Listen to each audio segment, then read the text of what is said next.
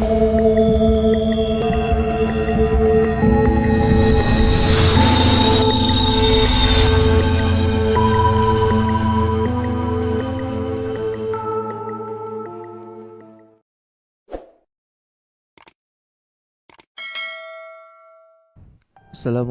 warahmatullahi wabarakatuh.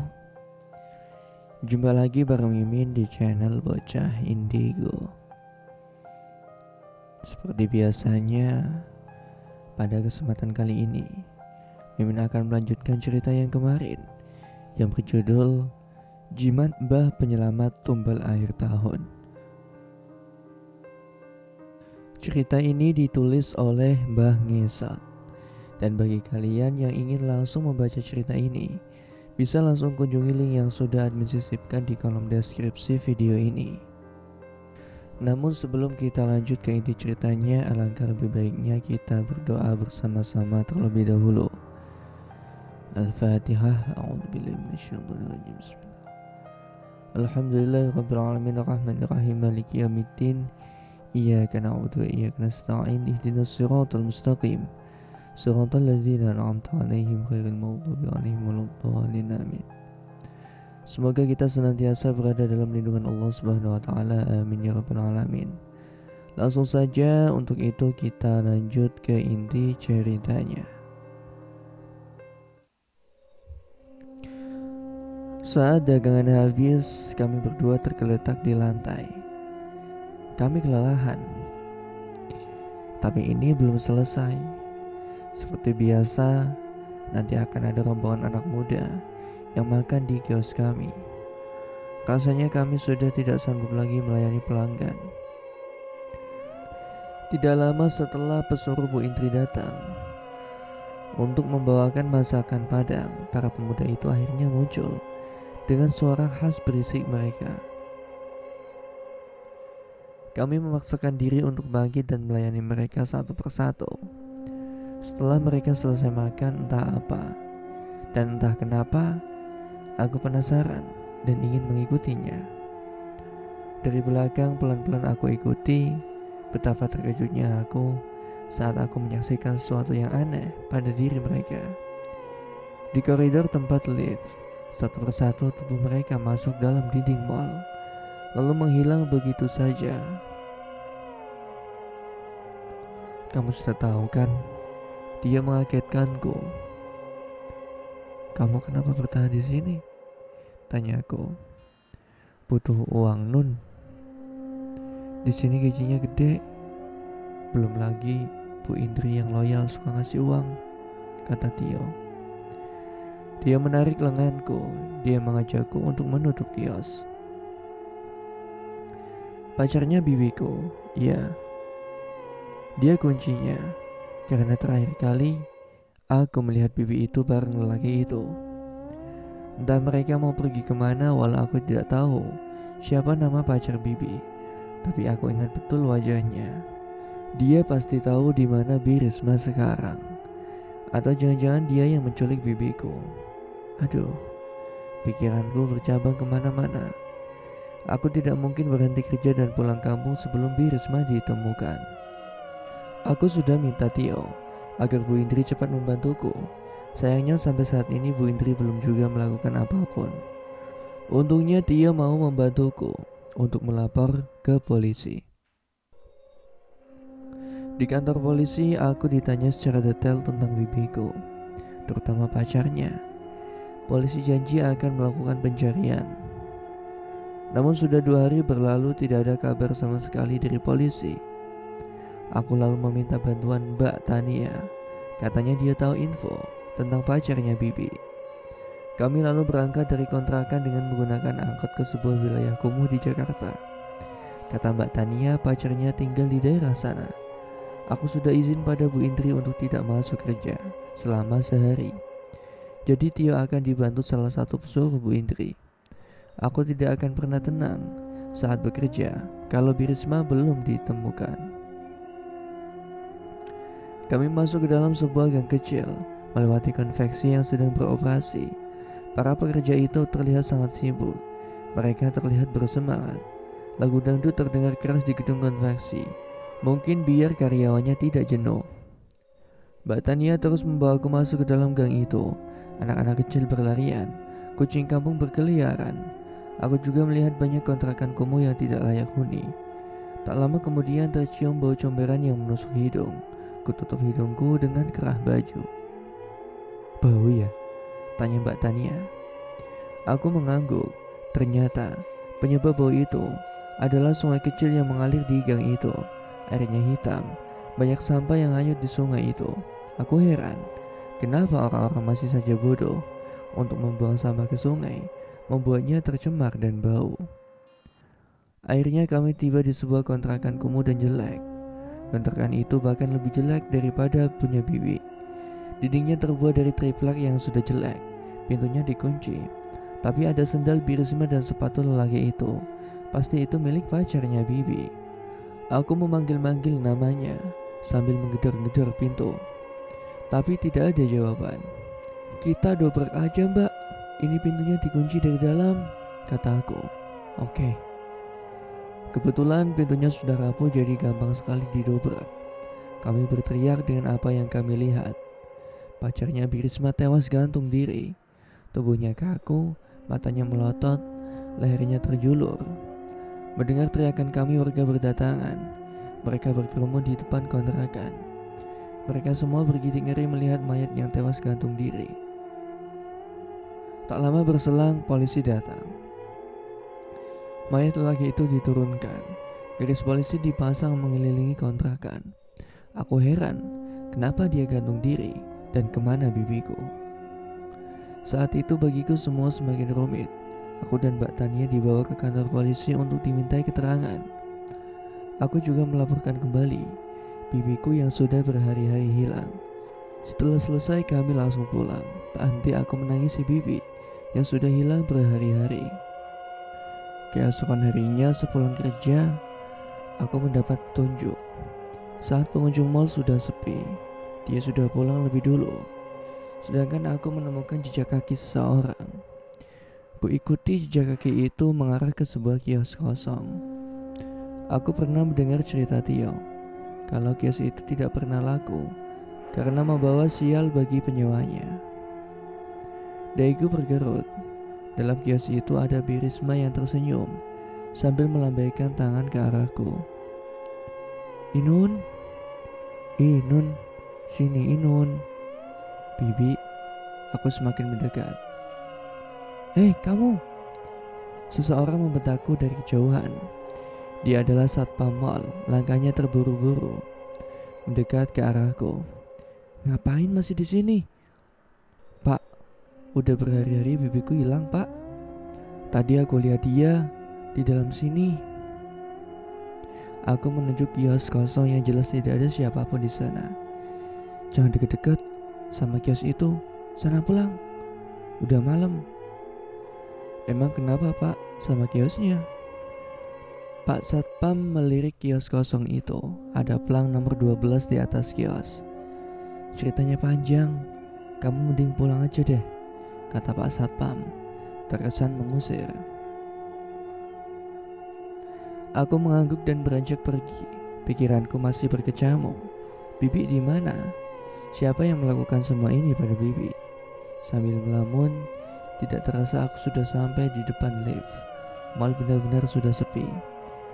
Pak Satpam yang mengusirku juga sudah tidak ada lagi. Mungkin dia sedang memeriksa seluruh mal. Tak lama berselang bunyi lift berdentang. Pintunya kemudian terbuka perlahan. Tak ada siapa-siapa di sana. Aku masuk dan menekan lantai tujuanku. Lift bergerak perlahan, tapi ada yang aneh. Aku masih ingat betul kalau urutan tombol lantai pada lift ini dari mulai lantai dasar sampai yang terakhir. Dan seingatku tidak ada lantai yang berinisial M. Anehnya sekarang aku melihat tombol lift berinisial M. Apa maksudnya? Liftku malah berhenti di lantai M. Pintu terbuka perlahan. Karena penasaran, aku lantas beranjak keluar dari lift. Dahiku berkerut saat menoleh ke kanan. Di sana toko-toko masih buka. Para pengunjung mal memenuhi lantai itu. Mereka berlalu lalang, membawa keluarga, pasangan dan teman-temannya. Lantai M ini sangat luas dan tidak seperti lantai-lantai lainnya dalam mall. Luasnya sangat tidak wajar, mungkin saja bisa menampung orang satu stadion bola. Aku berjalan perlahan, sambil terus terheran-heran karena melihat apa yang mereka jual. Bukanlah hal biasa. Kios itu menjual janin bayi, darah, dan biji-bijian warna hitam. Entah biji apa, aku tidak tahu. Di meja makan, aku bertemu dengan sekelompok anak muda yang menjadi pelanggan setiap kosku setiap malam. Mereka melihat ke arahku dan tersenyum ramah sambil mengangguk. Tangan mereka memegang janin. Aku lihat ada yang masih mengunyahnya. Perutku mual. Segera aku menjauh dari mereka. Tak jauh di tempatku berdiri ada seorang wanita berbaju hijau dan lelaki yang pernah bunuh diri di sana, yang sedang sibuk melayani pelanggan di kios mereka masing-masing. Aku juga melihat Bibi di salah satu kios. Birisma sedang sibuk melayani pembeli. Wajahnya pucat sekali. Bibi, aku berlari mendekatinya. Ia menoleh ke arahku dengan tatapan datar. Bibi, ayo pulang. Ku tarik lengannya yang terasa dingin. Dia diam saja tanpa memandangku. Tak lama kemudian dia keluar dari dalam kios, lalu menghampiriku. Pulang, Nun. Bilang ke keluarga kalau Bibi sudah mati. Bibi ngomong apa sih? Ayo pulang. Aku menarik lengannya lagi. Bibi sekarang tinggal di sini, di mall ini, dan mungkin untuk selamanya. Aku menangis. Air mata hangat membasahi pipi. Bibi, Inun takut. Jangan tinggalin Inun sendiri dong di Jakarta. Ku peluk tubuh bibiku. Pulang, Nun. Pulang. Kalau Bibi emang sudah mati, siapa Bi yang bunuh Bibi? Tanyaku sambil menangis. Wajah Birisma berubah menjadi seperti ketakutan. Sebelum ia mengucapkan sesuatu, sebuah cambuk menyambar dari arah belakang. Cambuk itu melilit lehernya. Bibi diseret masuk ke dalam kios. Ia berteriak minta ampun. Tangannya menggapai-gapai. Pulang, Nun. Pulang. Teriak Bibi sesaat sebelum tubuhnya masuk ke dalam kios. Untungnya aku berhasil kabur dari lantai M. Mereka tidak bisa menyakitiku. Mungkin karena jimat pemberian Abah yang selalu kubawa. Sampainya di depan mall, aku berdiri sendiri menunggu bajai. Kendaraan masih berlalu lalang, tapi tidak terlalu ramai. Di seberang jalan aku melihat Bu Indri sedang berdiri di samping sebuah mobil sedan warna putih. Ia sibuk menelepon seseorang. Aku langsung bersembunyi di balik tong sampah. Bu Indri, dia sangat misterius bagiku. Entah kenapa, satu-satunya orang yang kucurigai adalah Bu Indri. Aku yakin kalau dialah yang menjadi penyebab hilangnya bibiku. Tak lama kemudian dia menutup teleponnya lalu masuk ke dalam mobil. Untungnya Bajai muncul. Aku langsung naik dan memintanya untuk mengikuti mobil itu. Aku tidak tahu apa rencanaku. Yang jelas aku penasaran pada bosku itu. Agar Bu Indri tidak menyadari kalau sedang kuikuti, aku minta sopir Bajai agar jaga jarak. Mobil sedan Bu Indri berbelok ke kanan, tepatnya ke arah Tandean. Lalu terus melaju hingga tiba di sebuah persimpangan. Mobilnya berbelok ke kiri. Seingatku itu adalah jalan menuju Kemang. Mobilnya lalu masuk ke perumahan elit dan berhenti di sebuah rumah mewah berpagar putih. Mesin Bajai dimatikan.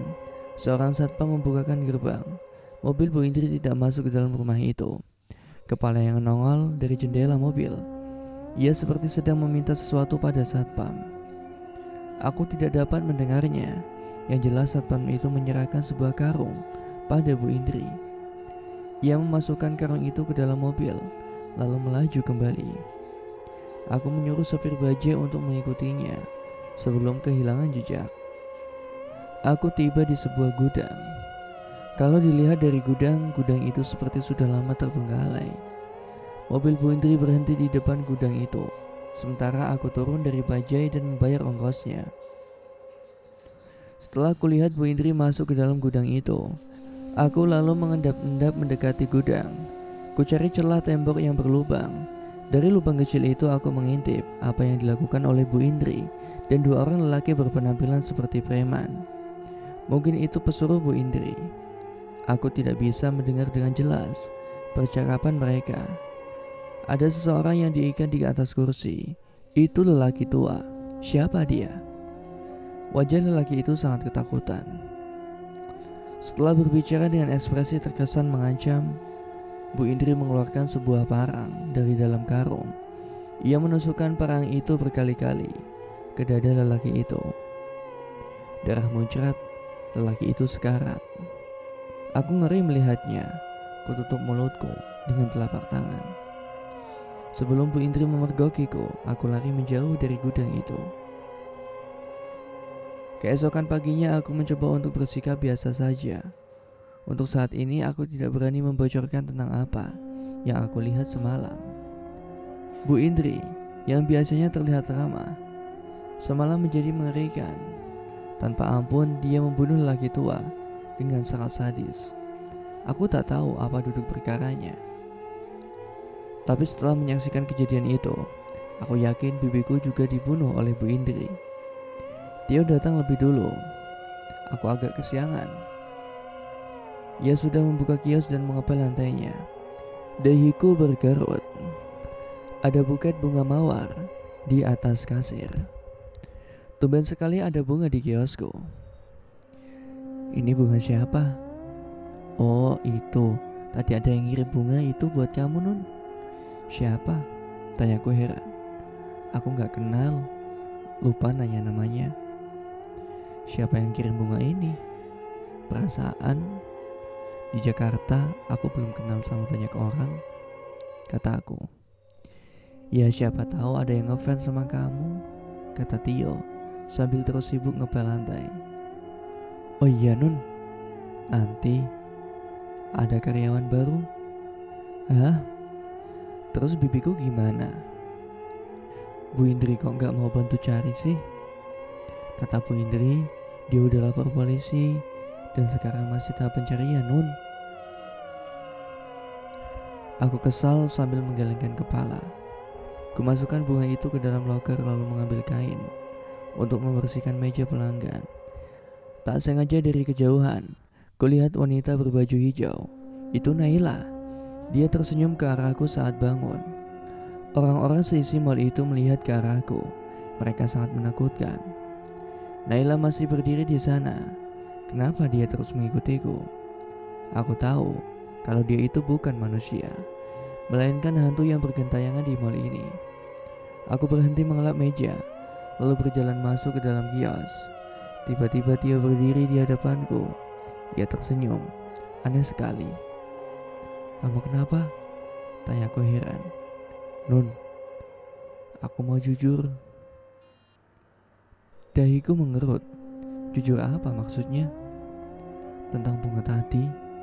Iya, gimana? Tanyaku. Itu bunga dari Nun, buat kamu. Dia tersenyum. Dalam rangka apa ya? Enggak dalam rangka apa-apa sih. Dia gelagapan. Oh yaudah, terima kasih. Jawabku singkat karena malas meladeninya. Nun, saat akan menaruh kain basah, dia menggenggam lenganku. Apalagi Tio? Dia meraih tas kecilnya, mengeluarkan sebuah kotak yang dibungkus dengan plastik hijau. Aku beli handphone nih buat kamu, supaya kamu gampang komunikasi sama Bu Indri atau sama keluargamu sendiri di kampung. Serius? Tanyaku. Tentu saja aku senang adanya membelikan handphone. Ya Nun, ambil aja buat kamu. Tanpa ragu lagi, aku mengambil handphone itu. Oke, terima kasih ya Tio. Sebenarnya ibu dan bapak tidak punya handphone di rumah. Hanya keluarga Birisma yang punya handphone. Dan sayangnya aku tidak tahu nomornya. Tak lama berselang, seorang wanita berdiri di depan kios. Ia terlihat bingung sambil menengadah membaca terbata-bata nama kios tempatku kerja. Permisi, ini kiosnya Bu Indri? Ia menghampiriku. Iya betul, jawabku. Oh, karyawan baru ya? Dia muncul dari dalam kios. Iya kak, kenalkan aku Santi. Ia menjabat tangan Tio. Aku Tio dan ini Inon, ujar Tio. Santi menjabat tanganku juga. Tio mempersilahkan Santi untuk masuk. Gimana di jalan? Nyasar gak? Tanya Tio sambil memasukkan tas Santi ke dalam loker. Enggak kok, malah tadi dibawa ke jalan pintas sama sopir bajanya. Wah, jalan pintas mana tuh? Aku gak tahu sih, lupa namanya. Cuma tadi tuh sopir bajanya lewat jalan kecil di kuburan yang gak jauh dari Kuningan. Oh iya, Tio terlihat seperti mengingat-ingat jalan itu. Santi terlihat sangat muda. Mungkin saja ia baru lulus SMA sama sepertiku. Pas awal-awal kenal sama dia, aku tidak terlalu aktif mengajaknya bicara. Suasana hatiku sedang tidak bagus. Aku tetap kepikiran Bu Risma dan juga pembunuhan semalam. Apa aku lapor polisi saja ya? Tapi aku gak punya bukti apapun. Bu Indri pasti sudah melenyapkan semua barang bukti. Oh, atau bahkan mayat lelaki tua itu sudah ia lenyapkan. Satu-satunya orang yang bisa kupercaya adalah Mbak Tania. Mungkin nanti aku akan memberitahu padanya tentang pembunuhan yang dilakukan Bu Indri. Kuperhatikan Santi bekerja dengan cekatan. Ia terlihat sudah biasa melayani pelanggan. Aku dan Tio benar-benar sangat terbantu dengan adanya Santi. Dia bahkan sudah bisa menjadi kasir. Caranya menghitung pun juga terbilang cepat. Saat kami sedang sibuk melayani pelanggan, tiba-tiba Bu Indri datang. Ia mengenakan celana jogger, sepatu sport, dan kaos olahraga. Mungkin dia baru pulang senam. Halo semua, sapanya ramah sambil tersenyum. Halo Bu Indri, jawabku. Oh, ini karyawan baru itu ya? Bu Indri menyentuh pundak Santi. Iya Bu, aku yang direkomendasikan Tia. Oh Tia. Bu Indri mengangguk. Buat teman-teman, tolong Santi dibimbing ya. Santi, kalau kamu butuh apa-apa, kamu bisa bilang ke Tio. Dia udah lumayan lama di sini. Santi mengangguk. Jadi gini, saya itu sengaja datang ke sini, soalnya ada yang mau saya umumkan. Kami semakin fokus menyimak. Ayo, coba tebak apa? Kata Bu Indri dengan senyum khasnya. Jari telunjuknya diacungkan. Gak tahu Bu, jawabku. Besok saya mau ajak kalian makan malam di rumah saya. Kulihat Tio dan Santi sumringah. Terlihat senang mendengar undangan itu. Dalam rangka apa ya Bu? Tanya Santi yang senyumnya masih mengembang. Anak saya ulang tahun. Bu Indri bertepuk tangan. Ayo tepuk tangan. Lanjutnya, kami bertiga pun tepuk tangan. Oh iya, buat Inun wajib hadir ya. Awas, jangan main ke gudang lagi, katanya sambil bercanda. Hayo loh, Inun main ke gudang mana?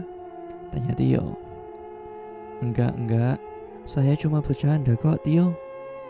Aku gelagapan, apakah dia tahu kalau aku mengikutinya? Oh iya Nun, soal Risma, saya sudah lapor polisi. Sekarang sedang dilakukan pencarian. Kamu yang sabar ya. Kalau butuh apa-apa, bilang saya aja. Bu Indri menyentuh pundakku. Aku tidak nyaman dengan parfum yang ia gunakan, sangatlah menyengat. Aku mengangguk. Lihat saja, sekali aku punya bukti tentang pembunuhan yang dilakukan Bu Indri, aku akan langsung melaporkannya ke polisi.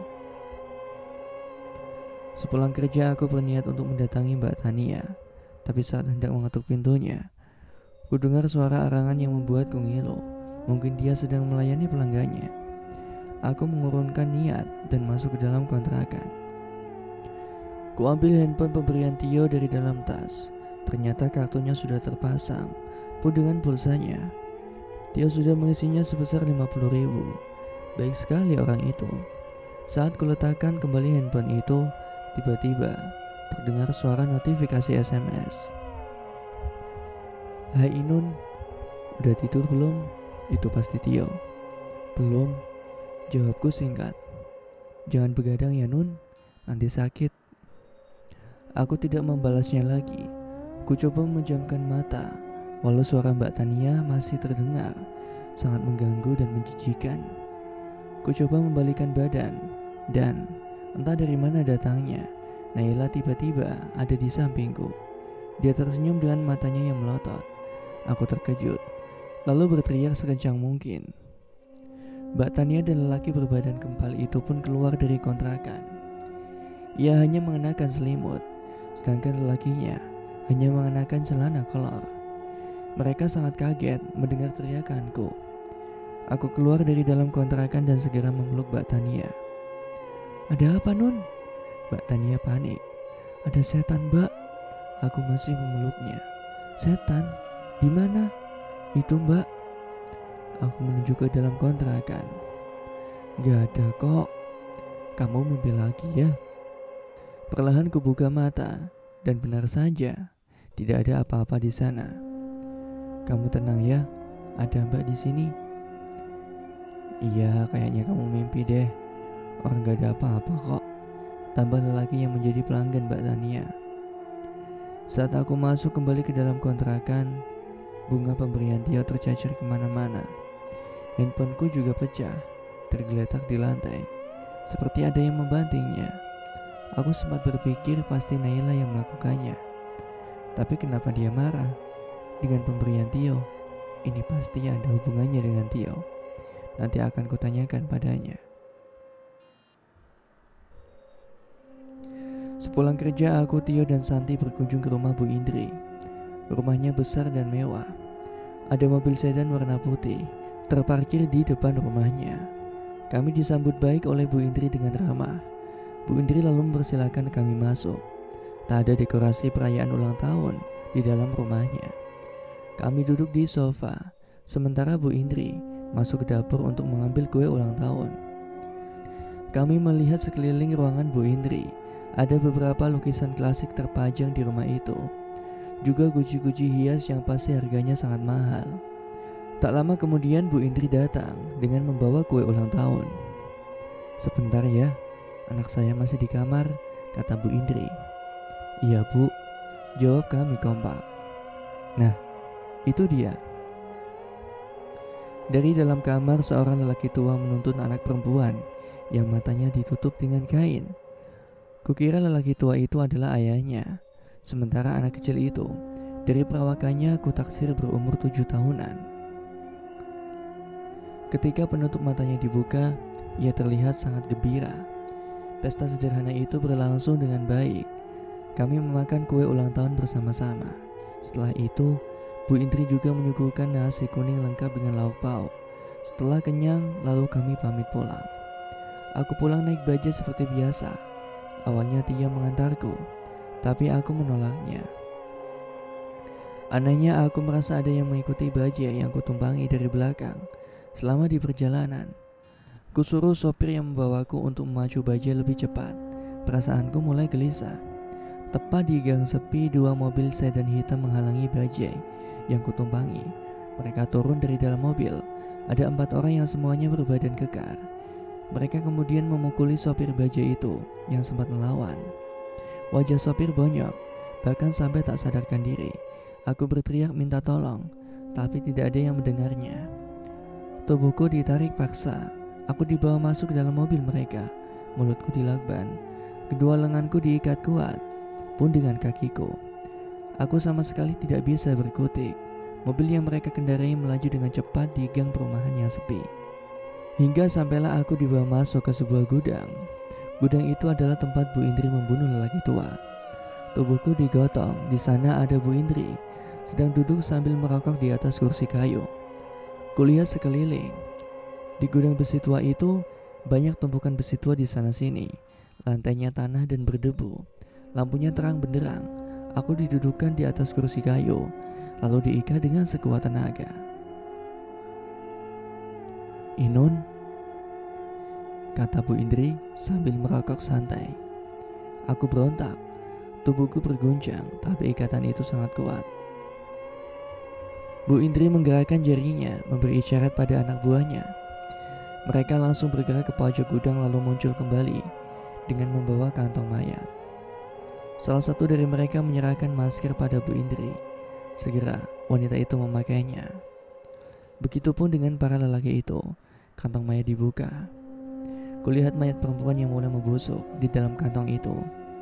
Meski rusak, aku masih sangat jelas mengenalinya. Itu adalah Birisma. Nun, saya itu membunuh bibimu. Saya jadikan tumbal untuk pesugihan. Soal pacarnya itu, saya sengaja menggantungnya agar orang-orang menyangka kalau dia itu bunuh diri. Padahal saya juga yang membunuhnya. Tepatnya orang-orang pesuruh saya yang sudah ahli dalam membunuh. Aku terkejut mendengar penjelasan Bu Indri. Sudah kuduga kalau dialah dalang dari semua ini. Aku semakin terkejut saat melihat dua makhluk cebol muncul dari belakang kursi Bu Indri. Makhluk itu gondrong, tubuhnya berwarna hijau dan bertaring panjang hingga menyentuh tanah. Air liur mereka menetes ke tanah. Aku yakin mereka makhluk gaib pesugihan Bu Indri. Saya itu sebenarnya hanya butuh tumbal wanita. Tapi siapapun yang menghalangi pesugihan saya akan saya bunuh. Bu Indri semakin naik pitam. Lanjutnya, termasuk lelaki tua itu yang kamu saksikan. Nun, dia saingan kita di mall. Dasar lelaki tidak punya otak. Berani-beraninya dia dagang nasi padang yang sama. Bu Indri kembali menyalakan rokok. Ngomong-ngomong, kerjamu bagus Nun, saya suka.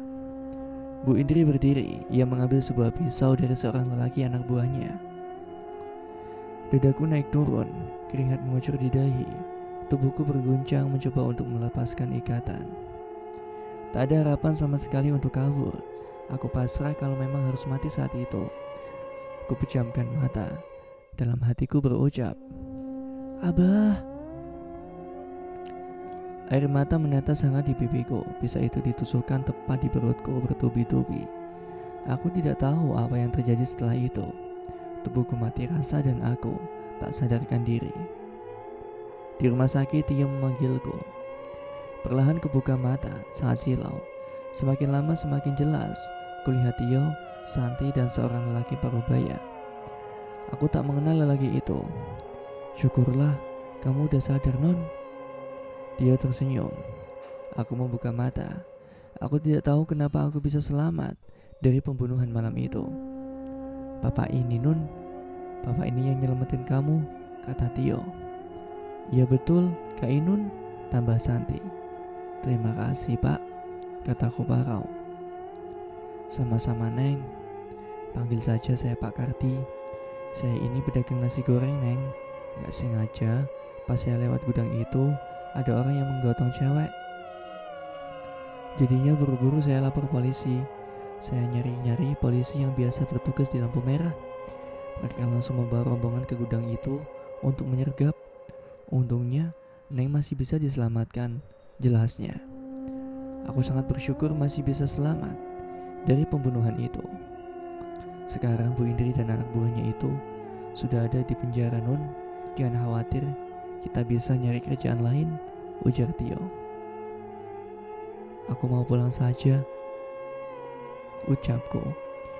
Jangan pulang Nun, kita bisa cari kerjaan baru, Tio memaksa. Enggak Tio, aku pulang. Ya memang sebaiknya Neng pulang dulu saja. Nanti kalau mau ke Jakarta lagi, silahkan, saran Pak Kardi. Beberapa minggu kemudian aku sembuh. Aku lalu mengikuti persidangan Bu Indri. Ia dijatuhi hukuman mati atas 2 kasus pembunuhan berencana yang ia lakukan, ditambah dengan percobaan pembunuhan terhadapku. Aku tidak melihat wajah penyesalan atau ketakutan pada Bu Indri. Ia tetap tersenyum dan ramah padaku. Entah apa yang terjadi pada wanita itu. Setelah selesai persidangan, aku langsung pulang. Dia mengantarku ke stasiun Tanah Abang.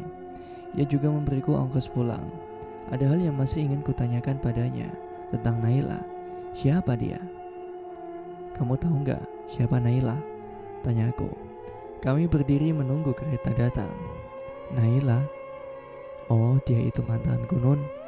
Bekas pekerja mall yang mati bunuh diri. Kau yakin dia mati bunuh diri? Tanyaku. Maksudmu? Tio, di mall tempat kita kerja, banyak pedagang di sana bersaing dengan melakukan pesugihan. Bahkan mereka rela menumbalkan para karyawannya. Aku yakin mantanmu itu mati sebagai tumbal. Tio terdiam. Ia seperti sedang mencerna penjelasanku. Itu kejadian udah lama, Nun. Aku doakan saja semoga Naila tenang, kata Tio. Kereta datang. Aku bergegas masuk ke dalam gerbong. Namun Tio menarik lenganku. Nun, aku sayang sama kamu. Wajah Tio tampak sedih. Terima kasih sudah sayang sama aku, yo. Sampai jumpa lain waktu. Aku menyingkirkan genggamannya dan bergegas masuk ke dalam kereta. Aku duduk di dekat jendela. Kulihat Tio masih berdiri di sana. Sampai kereta bergerak, dia melambaikan tangan padaku sambil tersenyum. Semakin jauh semakin jelas ada sosok Naila yang juga berdiri di samping Tio. Ia melihat tajam ke arahku seperti sedang marah.